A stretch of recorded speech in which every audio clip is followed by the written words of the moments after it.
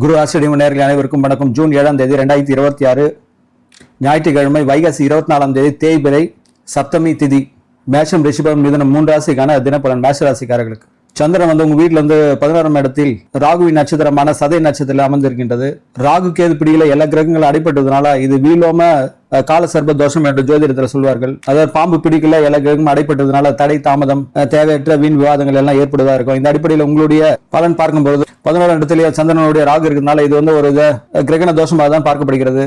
அதனால உங்களை மூத்த சகோதர சகோதரி வழிமுறையில எந்த விதமான கருத்து விவாதங்கள் தவிர்த்துக் கொள்ளுங்கள். மனசார்ந்த குழப்பம் ஏற்படுவதாக இருக்கும். உடல் சார்ந்த அசதி, சாப்பிடும் உணவுல கொஞ்சம் கவனமா இருங்கள். ஏன்னா சந்திரன ராகு ரொம்ப நெருக்கமா ஒரு 4 டிகிரி நெருக்கத்தில் இருக்கிற தங்கள் 7வது சனி நடப்பதனால உங்களுடைய வேகம் ஆற்றல் அதிகரித்து அது வீணான பிரச்சனைகளை உண்டாகும் பார்த்துக் கொள்ளுங்கள். 12ல சனி இருக்கிறதுனால சுப செலவுகள்லாம் உண்டாகும். தாயாரின் உடல்நிலை மேம்படும். மண்மனை வீடு சார்ந்த விஷயங்கள்லாம் நடைபெறும். இருந்து அது சார்ந்த கவலைகள்ல மனக்குழப்பங்கள் உண்டாகும் பார்த்துக் கொள்ளுங்கள். அதிர்ஷ்ட திசை தெற்கு, அதிர்ஷ்ட நிறம் சிவப்பு, அதிர்ஷ்ட எண் 9.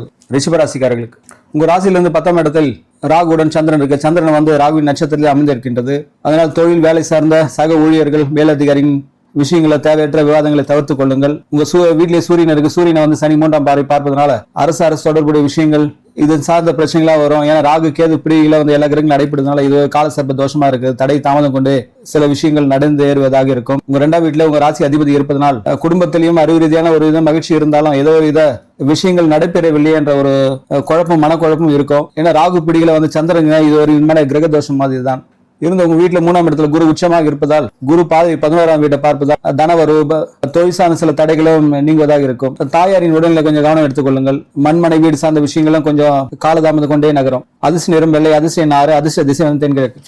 மிதுன ராசிக்காரர்களுக்கு உங்க ராசி 9ஆம் இடத்தில் ராகுடன் சந்திரன் இருப்பது, சந்திரன் ராகுவின் நட்சத்திரத்திலே இருப்பது ஒரு கிரக தோஷம் தான். ரொம்ப நெருக்கமா இருக்குது. 5 டிகிரிக்குள்ள இருக்குது.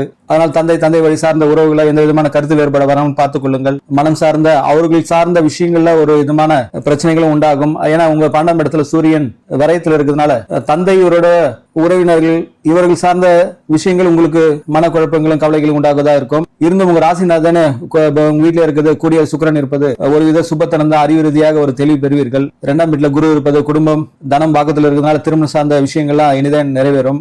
3ஆம் இடத்துல கேது இருக்கிறதுனால உங்க தைரியம் ஆற்றல் ஏதோ இழந்தது போல இருக்கும். ஒரு விதமா தனிமை உணர்வு ஏற்படும்.